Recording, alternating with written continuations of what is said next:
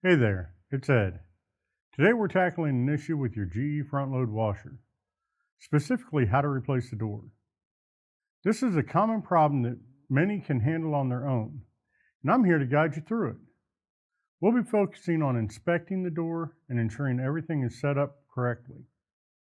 Before we dive in, make sure to like this video and subscribe to our channel for more DIY appliance repair tips.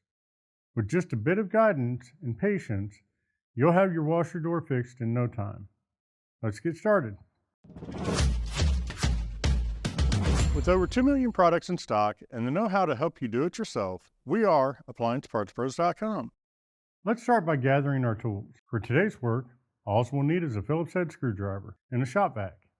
Now that we have our tools together, let's get started. Unplug the washer or disconnect the power. Has your door cracked? The inner glass broken?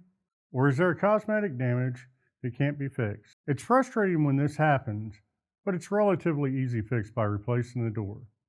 If the glass is broken, you'll need to make sure that you vacuum up all of the glass with a shop vac. Make sure that you get into the door, boot, and inner tub.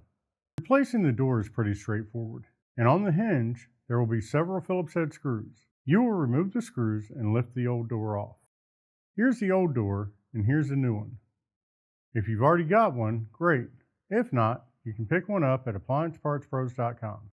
Now that we have the new door, we'll show you how to install it. You will first set the door in place, then get the screw started.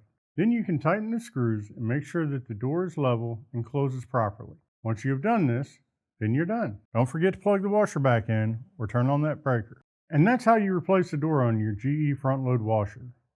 Remember, if you identified the part you need, simply grab your model number and visit AppliancePartsPros.com to order your replacement. Most orders arrive within a couple days, so you can have your washer up and running again soon. We're here to help with our installation guides. When your part arrives, let us know how your repair went by leaving a comment below. Thanks for watching and happy repairing.